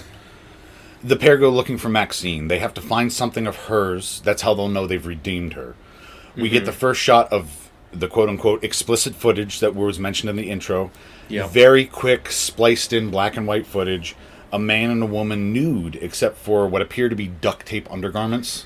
Yeah. Which I feel bad for those actors. I'm sure. Yeah. I know they had to have had something underneath. Yeah. But still, that must have been... You know that they, like, just missed the cardboard or something, and the guy, and one of them got some pubic hair stuck on it, and it ended up getting ripped off. Yeah. Yeah. Yeah, that probably happened. That probably happened on set. They're in great distress. They're what appears to be in, like, a communal shower area, maybe in, like, a mental hospital. And again, if you're going to put... I hate to keep comparing this, but they literally compared themselves to it. If you're gonna have spliced in footage of people being tortured in a movie like this that's supposed to be cursed, I get it. They said, it's not like gross out scary. It's just like surprising. Cigarette Burns only shows like brief clips of the movie. Yeah. But one of those clips is someone's fingernails coming off of their fingers. Yeah. Like that's all I needed to know. Yes, this movie is cursed. Never show it to me again. Well, what I hate is that all this black and white explicit footage shit, Yeah. again, clearly added in after the film Antrum was made, Yes. it takes away from what is supposed to be the power of Antrum. Yes. Antrum shouldn't need this extra footage to be creepy. Right, exactly. What this makes me think of is like, there was some try-hard fucking edgelord kid who got a hold of Antrum's like, I know what'll make this spooky. Right. Some snuff. Yeah, exactly. It's super unneeded. If the movie is cursed, the curse should be able to stand on its own. Yes. Don't dilute the curse with your try-hard edgelord bullshit. Now, there is another sort of reveal like that later that I was much more accepting of. All throughout the movie, we see sigils appear. Yes. And we're told that these sigils were added on thin pieces of plastic laid over the frames. Yes. And I'm like, okay. I'm okay with that. But I found the sigils super annoying. I did too. But the method with which they were explained, I was okay with. No, I was fine with that. Again, the sigils are this try-hard creepypasta bullshit, like the worst kinds of creepypasta. Where it's like, this is a step above, like, it's a couple steps above being like, they're having 666 all over. Right, yeah, exactly. Yeah. And the only thing that kind of makes the sigils work is that they are apparently, as explained at the end of the movie, specifically sigils for a specific demon. Astaroth. It is implied the movie is summoning. Yes, but at the same time, no, I don't buy it. No. It's just some try-hard bullshit. As they're walking... I can watch you two poop in my own time, thank you. Yes. As they're walking, they're nearby a stream. Another shot I love, another moment I love, a very quick, sort of like unsettling events. A dark hand reaches out and plucks something from the water. Very, very quickly.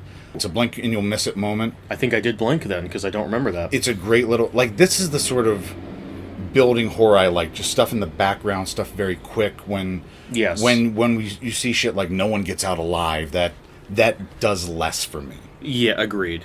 Orly plants Maxine's collar close by. This is the first time we get an explicit message. And I was confused, and we didn't mention this earlier, but the offering that Orly and Nathan make at the shrine at the beginning was Maxine's collar. And I was wondering how she got Maxine's collar back. But when Nathan goes to take a piss, she disappears briefly. Yes. So she went back to get it. She went back to get it so that he would think, oh, we left this at the beginning, but here it is again. We're saving her soul. Which, since we know that this is a fabrication of Orly's, was that shrine actually there because of the suicide forest, or is that something Orly created? I think it was probably already there because they're siblings. So if she had gotten all of those items herself and put them there, he would have been like, hey, why is your teddy bear and my Transformers and mom's flowers and stuff like that, why is that all there? I feel like it was probably another shrine that she just added into the mythos of the world she was building. What if this was all a long con to bilk Nathan out of his money? What if her endgame was like, we can take Orly's collar back, but I need $1,000. Nathan tells Orly they're in the third layer now. It's more dangerous. Orly says it's not. The two hear something. I think I couldn't tell if it was like a very deep sort of brassy bellow that they're hearing, or it's on the soundtrack, or what it was. They seem to react to this sound. Yeah, I think it's the horns he was expecting from earlier, I think. Oh, okay. That was my interpretation. Well, that's a nice tie-in. Yeah, it's the horns from earlier, but now they hear them on the third layer. And now we get another book title card, Layer 3, Demonium. Mm-hmm. And as we learn in The Good Place, Pandemonium is a place where all demons live. So maybe Demonium is a place where some of the demons live part of the time, like maybe it's work housing. Is Pan a character in The Good Place? No. Okay. But Pan means all. Well, Pan is also a Greek god. Yeah. Yeah. Nathan runs off. Orly grabs the collar and gives chase. Mm-hmm. The two find a little junkyard. Yes. There's a man cooking and another man, the one in white briefs from the drawing we saw earlier, who is wearing an antler hat, is fucking a dead deer. Yes, he is. Which is, we're not given like a close-up of that. It's just sort of in the background.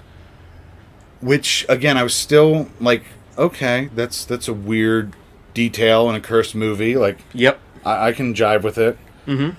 And now we finally see the Baphomet statue that we've been seeing in flashback. And this is a fucking wonderful prop. It is a wonderful prop. Interesting thing, the Baphomet statue, that with the famous Baphomet thing with the hand like it has in the movie and everything, that is a copyrighted image. Is it? It is. It is copyrighted by the Church of Satanism in America. And so the Baphomet statue is used in a bunch of different places. And in the past, the Church of Satanism has sued over its use, especially in The Chilling Adventures of Sabrina the Teenage Witch. They were sued over the use of the Baphomet statue in their first season. So if this movie becomes a little bit more popular, they might have some issues coming. Now, from what I understand, there's like two prominent churches of Satan that are named I do not know which thing. one I'm talking about. Yeah, no. And one of them's more chill about things. Yeah.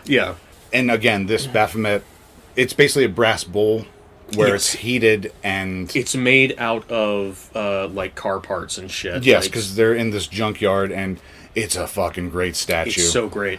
And it's literally like an oven. Yeah. And they've put a human being in it, and he's roasting. And I remember when I first heard about this movie a few months ago, and every time a movie comes on social media or a streaming service, they're like, it's the scariest movie ever made. Oh my god. Yeah. And this one had the it's deadly too. And while I was looking for YouTube videos about this, I saw a bunch of videos like, and also Google search results.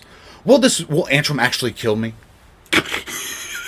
And a lot of like vlogs where it's like, I watched this deadly movie.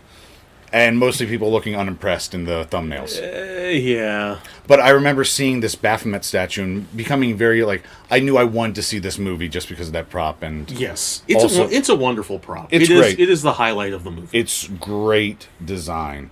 There's a fire under the Baphomet statue, so it's actively being worked as a brass bowl. Yes. The statue's rocking, we hear some murmuring from inside, and we realize it's the Japanese man from before. Because we see the stuffed animal he was carting around is lying on the ground near where they are cooking him. Yes. So you get the sense, oh, it's that guy. I guess he's dying after all today. Now, Billy, do you want to tell me about your last cursed movie that you brought today? Oh yes, this one is much less interesting than the other ones. But it has a special place in my heart. You know that I am a huge fan of the works of Walt Disney, and the original idea behind what he considered to be his masterpiece, Fantasia, was that he would put out a new movie almost every year using different pieces of classical music and creating new works of art in each one. Unfortunately, most people only know about Fantasia and the aborted attempt at rebooting the franchise, Fantasia 2000. Now, the reason why it was cut off is not, as many people assume, the fact that Fantasia did not make as much money and was not as commercially successful as Walt Disney had hoped. The real reason why there is not as many Fantasia movies as Walt Disney wanted is because he let the devil in at the end of the last movie, of the first movie, with the Chernobog sequence.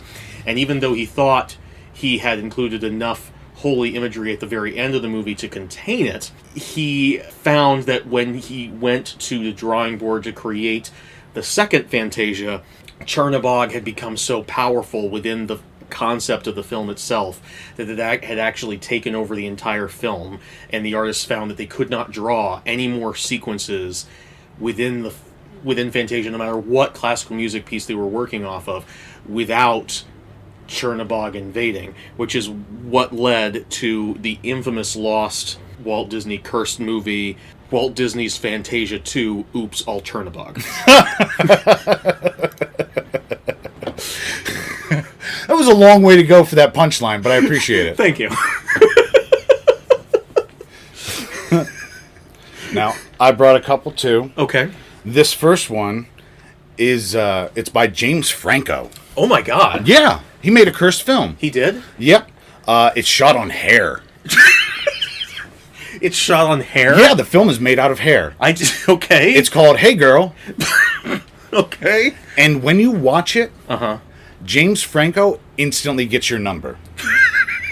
Whether you're male or female? Doesn't matter. Doesn't matter. He just gets it. It doesn't matter your age either. Oh, God. Yeah. Does he use it? Yeah. He immediately just starts added texting you, asking for nudes. Is there like a plot to hair, or is it... It's not called Hair, it's called Hey Girl. Oh, I'm sorry, yeah. And it's 3 hours of James Franco doing his Tommy Wiseau impression. I didn't even realize that you could put a film on hair, that you could run hair through a projector. Yeah. I mean, wow. It's James Franco's black magic. I knew he had a career somehow. Yeah. Yeah. My next movie is the director's cut of It's Pat. Do you remember It's Pat? I do remember It's Pat. It's Pat was an SNL skit It was. about a person who you could not tell their gender. Yes. Played by Julia Sweeney. Yes. And Julia Sweeney's mother once told her she looks so ugly when she plays Pat. Yeah. And so this incredibly transphobic film. Yeah. In this one, they're spliced in images of hardcore bestiality. I think that's the only thing that could make the film more offensive. Yeah. Yeah. And this was the director's true vision for It's Pat. Right. With that there would be flash frames of... bestiality. Exactly. Right. And whenever you watch this movie, you throw up a little bit. Out of your butt. Very specific distinction. It's not shit. No. It's puke. It's vomitous. Coming out of your butt. Yeah. Okay. It's not, again, it's not always terrible curses. Mm-hmm. Sometimes it's just inconvenient curses. Right, yeah. Imagine you're on a hot date. Okay. And you think you're putting in a regular version of It's Pat. The best date movie ever. The best, if you want to get laid, you take out your Laserdisc copy of It's Pat. Laserdisc. Dim the lights. And prepare to fuck. The original version of Netflix and Chill was just It's Pat and Chill. Yeah. Yeah. But, you grabbed the cursed version, Oh, shit. the director's cut, and now you're both puking out your butts. Now, some people are into that. Some people are. In that case, And that's where no the problem. That's where the big market for the It's Pat cursed Right. version is. It's available on Serbian eBay, Of course, Serbian eBay. CBay. CBay, yeah. Makes sense. Yeah. And my third movie is a movie I made. Oh, I didn't realize you were into making cursed films. Sometime, you know what? I watched the It's Pat one. Okay. I puked out my butt. And I was like, this is a funny prank to play on others. Right, okay. You wanted to spread the love. Yes. And in my movie, I kill God. Okay. I hit him in the head with a hammer. Did you get an actor to play God? But is No, actually... I captured God. You captured God I and killed captured him. God in an arcane device I call the mercy seat.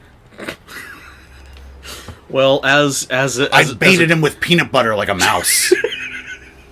Damn it! You know God can't resist peanut butter.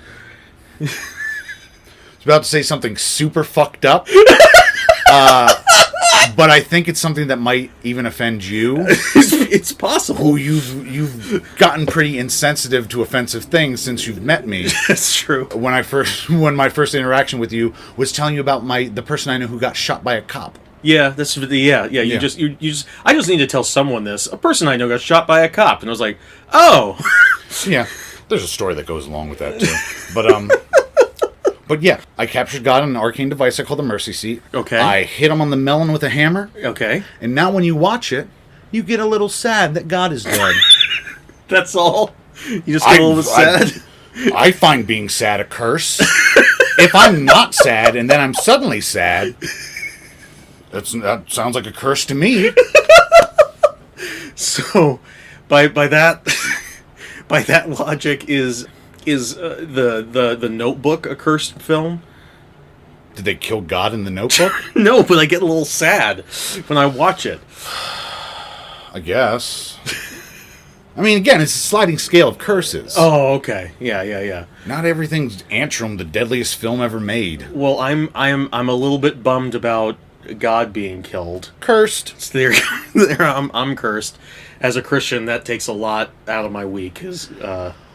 I mean, we can assume his works are basically on autopilot. Probably has some keyboard macros set up. Just yeah, push but a couple buttons, the sun comes up. Push a couple buttons, the sun goes down. but he was probably doing like a pretty consistent maintenance on things. So now that he's gone, the entropy of the spinning of the spheres is really going to start kicking up a notch. I figured that was what angels were for. Was to okay. swab out the works. Oh, okay, maybe so. Orly and Nathan run off. They go back to camp, and Orly tries to pack up their stuff. Nathan keeps digging and begins screaming when Orly tries to stop him. Yes. He's really Jason Todding it up right here. He's he's an irritating child. Yes. I did not feel sympathy for him. He's maybe a step down from the kid in the Babadook. I still haven't seen that one. It's worth watching, but that kid is the worst. And he is supposed to be the worst, so it's great, but it's fucking terrible because that kid is the worst. I get you. They begin to run to a side. Nathan once again sees dark figures in the woods. Mm-hmm. They get on a boat. Orly is rowing, and Nathan disappears. She jumps in to find him, and while she's underwater, we see some words written backward. They are Cave, Abe, Homine, Unius Libre, which in Latin roughly translates to beware the man of a single book. And this could mean beware the man who has only read one book because he doesn't know that much, or beware the man who has only studied one thing because he's a master of it. Or you could think of it as in a biblical context, as beware the man who wields the Bible. Or it could be Ike because he gave him the book. Exactly. Yeah. And that's one of the interpretations I thought. Yeah. And Orly just sort of pulls Nathan out of the water. I guess he was Yeah. in water jail or something. And Yeah, she's he was like, just under the water. He's in the same place Jason was in between movies. Yeah. Water purgatory. Water purgatory. Back Yeah. on land, Orly celebrates their escape, only to find out that they're back at their campsite. Yes. Now, was this poor navigation, or was this devil fuckery? I don't care. Okay. That's fair. I was more concerned with the fact that the film did not communicate this well. Yes. Because they're on the lake and then they come back to the and they're in the. There are ways to show that off that are better. Honestly, the only way that I knew that they didn't just stumble across a completely different campsite was the pit and the acting of Orly. Yeah. But then they have a very serious... Oh, wait. Then... Next, Nathan sees the chain on the ground. He sees a chain, yeah. He begins screaming about Cerberus. Again, with this kid and the fucking screaming. There's cannibals about. They're trying to get you. And the girl's like, no, it's the hunters. It's the hunters. And he's like, Cerberus! Cerberus! And I wrote down, even if it is Cerberus, shut up! Yeah, shut the fuck up, kid. Do you want to let Cerberus know that you're here? And... Fucker! This is where Orly admits that she made everything up. Yep. About the hole to hell and saving Maxine. She thought this would help him with his nightmares. She claims to have made up Cerberus, which makes her a liar. She's a liar. Greek pedophiles made that up. Exactly, yeah. She tells him the book isn't real and Ike isn't real. And then there's a great moment, which you probably weren't on board by this point, but I loved it. Oh, no, this scene was one of my favorite scenes in the entire movie. Nathan says he's met Ike. Mm-hmm. And that's a great...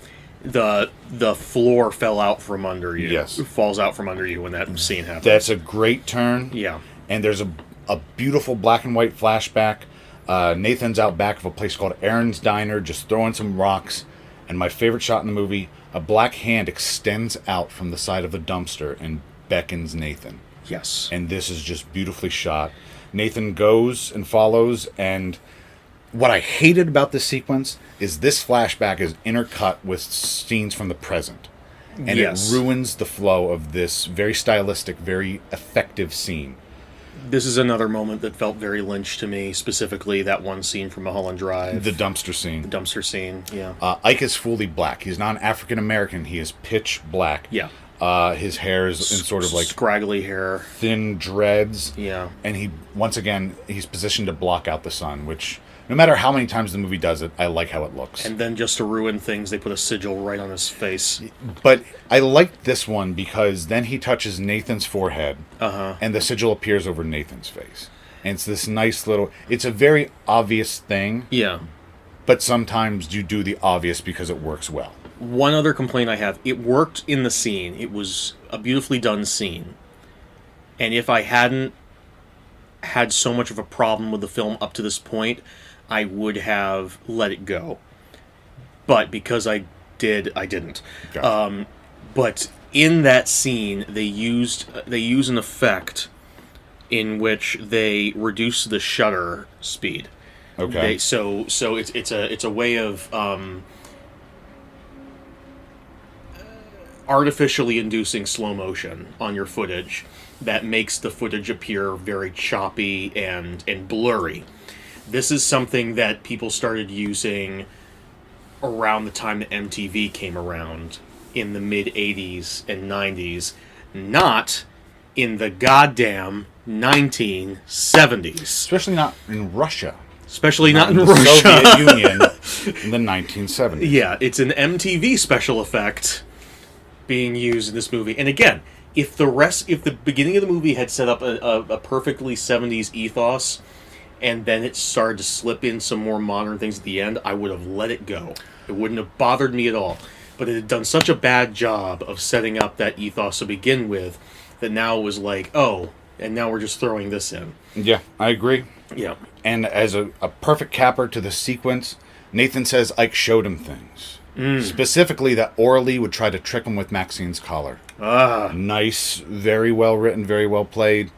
Best scene in the movie. Yes. Best scene in the movie. Outside the tent, they hear the Cerberus growling and his chains clanking. Mm-hmm. They run up a tree. Once again, Orly fires this fucking gun accidentally. Very poor gun safety in this movie. Very bad. It makes sense to the NRA. The NRA won't care. It makes sense that the deadliest movie ever made would have the deadliest gun ever made, where if you just breathe on it, it fires a bullet. And you can't make it not work. Time, Earth will not stop it. What if the deadliest movie ever made was just people making very dumb decisions that almost kill them? The entire movie. It's just dumb ways to die, the song, except it's a movie. What if the deadliest movie ever made was a very sharp DVD that had like potassium cyanide on the edges? So it's like when you pick it up, you just immediately get poisoned and die. I think you'd probably get arrested for producing that film. But I think you'd be lauded for how daring and brave you are. And again, I'm having flashbacks to cigarette burns and those people that he meets in that like hangar area that are just like, it's art because it's real, and cutting off people's limbs and shit. Then we enter layer 4. Yes. Incarnatus est metus, which Google translated for me as Power Fears, which sounds like an amazing metal band. Power Fears! But in a video I watched, this guy translated as To Fear in the Flesh, which makes more sense. Mm-hmm. Here we see a slowed down flashback to Orly and Nathan and their mother on a picnic. Maxine bites Nathan. That's why she went to hell. Yeah, that's why she was a naughty dog. Oh, I love their games. Yeah. Back in reality, the cannibals are going through their tent. Nathan confronts them with his stick wand, and he gets shot. Yeah, Orly is trying to sneak them out of there very quietly, and he wanders away from her and tries to take them out with a stick because he's an idiot. And Orly, who has been reaching for the gun, gives up on the gun, screams, and rushes towards his body like that's going to do anything. One, he's a child who's been lied to, so I don't blame Nathan in this.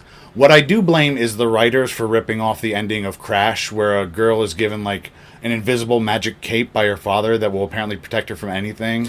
Oh, yeah! And then when her father is, like, oh my god, that stupid being movie. held at gunpoint, she, like, runs in front of him because she has the magic cape. Oh my god, that stupid fucking movie. Yeah, it's the fucking worst. Won an Oscar. Yeah. Orly runs out and she gets shot as well. I guess maybe it's with tranquilizer darts. Tranquilizer darts. Again, if it were me, and if I'd let out an involuntary scream after seeing someone I loved get shot, which might happen, and I had a gun that I was this close to, I would grab the gun and start shooting motherfuckers. Yeah. I don't get it. I don't get it. They get taken back to the cannibals' camp. We get another flash of writing.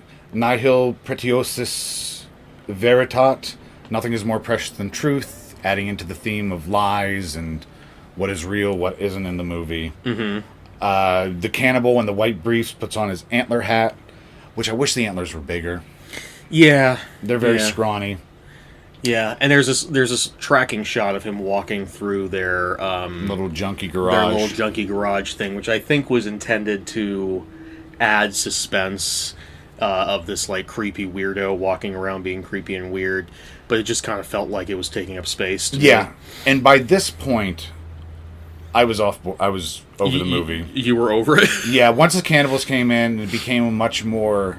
Here's when it became, like you said, more grindhouse than sort of... Very by the numbers. Prestige horror or 70s horror. It became a movie that I was much less interested in. It's kind of the same problem with actually a lot of modern prestige horror for me, is that you can set up all of this atmosphere and stuff at the beginning, but then when it comes time to take the Scooby-Doo monster mask off and reveal what's actually going on, they kind of drop the ball. That was my problem with Hereditary, was at the end I was like, no. And I will disagree with you to the ends of the earth about that. I know, and that's fine. Yep. Nathan gets put inside the Baphomet statue. The hunters light the fire. Orly escapes. And here I have a note where a prompt for me to ask, how did this work for you? But you were off board. You were done with the movie at this point. Which part? The kid being put into the Baphomet statue. He's screaming. He's crying. It feels like this is a moment that the filmmakers wanted to be very disturbing and effective. Yes, it did not work for me. But it was very limp for me. It did not work for me. The next thing that happens is that Orly gets out of her cage and somehow finds the gun again. And shoots both the hunters. Shooting people. And that worked for me because I was just like, finally something's happening. Yes. I will say, this is where in my notes I started writing down names of movies I'd be more willing to believe that I would die after watching. Yeah, there are some of those. So the tape from Ringu is very well edited. I think that the original, not the tape from The Ring, I've seen the tape from The Ring, and I think that puts too many spooky things in it. Oh, you're going against your best friend, Gore Verbinski? Hey, Verbinski is the best, but I feel like this is one misstep in his entire career of incredibly smart decisions that he's always made.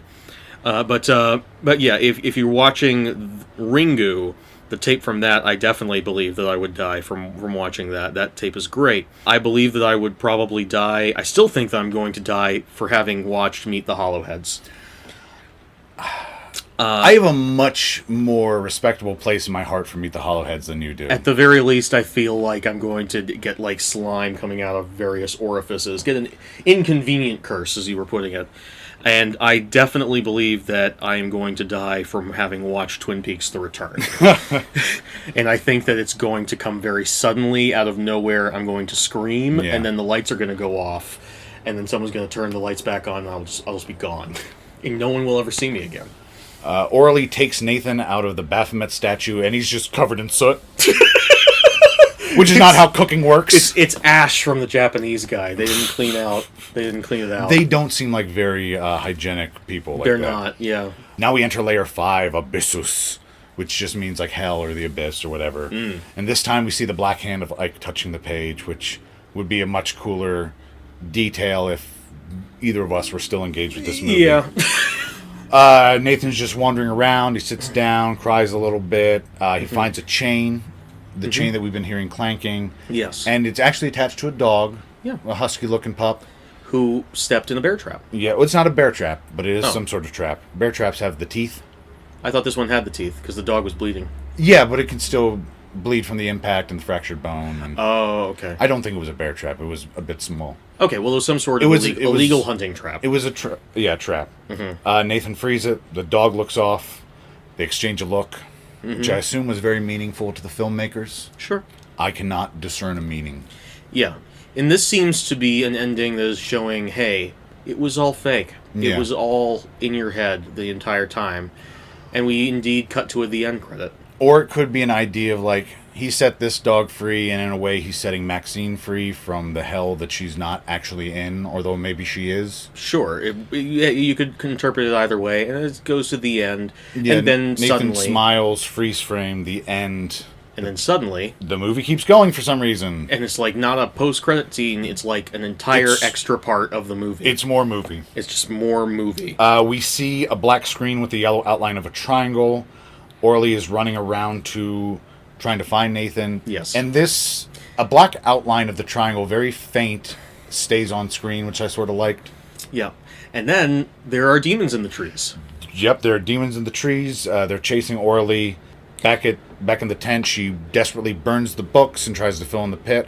I like this sequence. Yeah. It didn't redeem the movie for me, but the actress was... She was selling it. She was selling it, and I was being a sassy bitch at this point, because I wrote down, uh-oh, I hear a bunch of Gollum-y-sounding fuckers in the forest. Oh, and she keeps finding human bones for some reason. Well, because it's the suicide forest. Oh, that makes sense. Yeah. Okay. And eventually there's a long shot of her dirty and exhausted and just sitting in the tent staring forlornly. Yes. She hears the clanking of the chains and starts to cry. She aims the gun at the tent flap, and we see Nathan dragging the trap behind him. Oh, cocks back the hammer as Nathan approaches and prepares to fire. She begins to recite the incantation of protection from earlier. And he's trying to call out to her, but his voice is gone. Yes. Yeah. Now we see a pitch black demon, some more black and white explicit footage. The same shot as before, once again. Then we're informed that we have watched Antrum in its entirety. Wait a second. The demon, before its end, he points his finger at the camera again, calling back to The Great Train Robbery by Thomas Edison.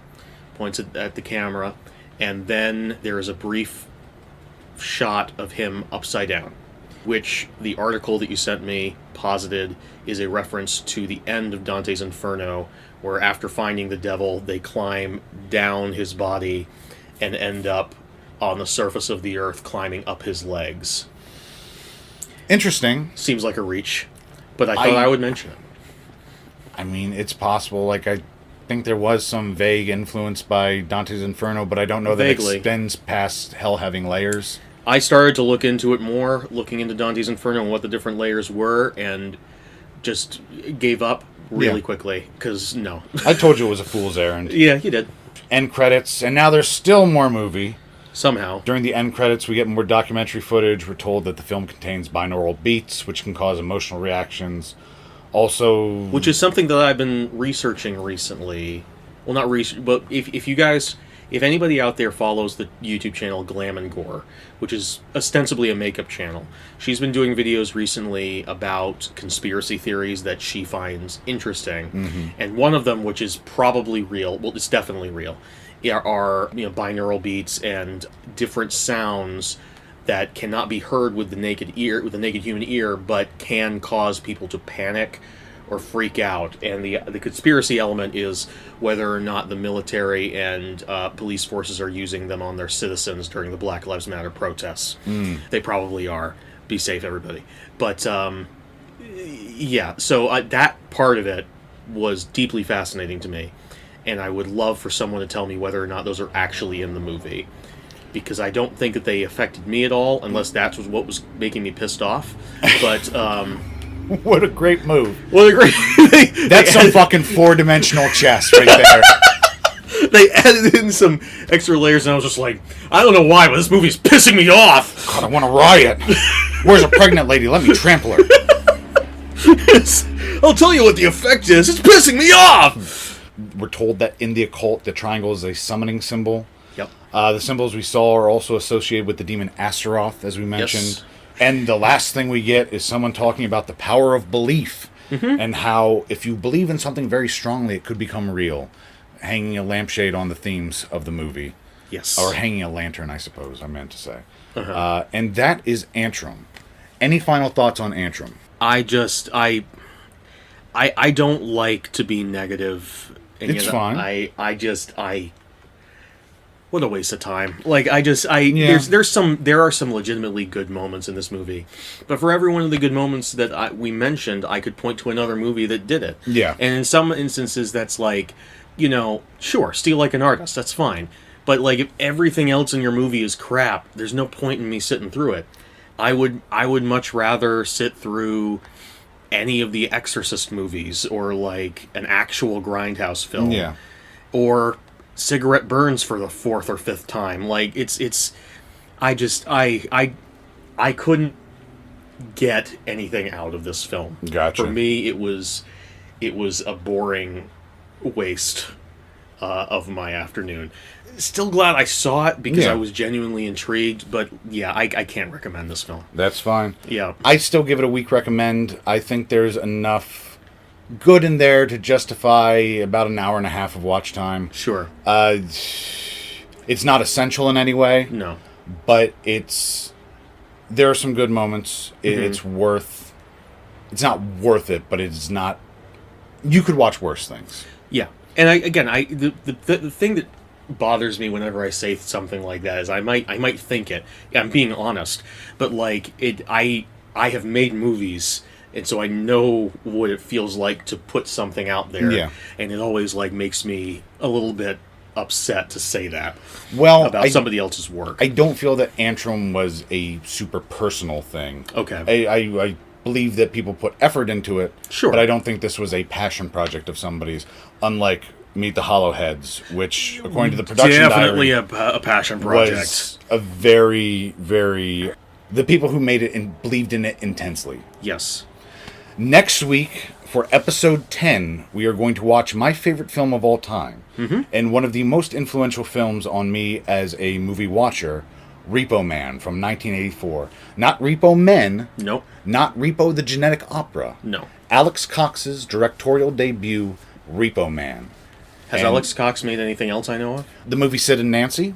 Oh, okay. Yes, that was his follow-up to Repo Man. So when you told me that Repo Man is a really punk film, One of the most punk rock movies ever made. You were not fucking around. No. Okay, I'm excited. And Billy will be watching it for the first time. I will be. And we'll be watching that together, so his I've been avoiding spoilers ever since I met you. his notes might not be as intense as usual, because we were watching this immediately beforehand. Yes. Or Billy's thoughts might not be as solidified as they usually are. You'll be getting my most raw first reactions right off the bat. So we can't wait to bring you that. See you next time. See ya.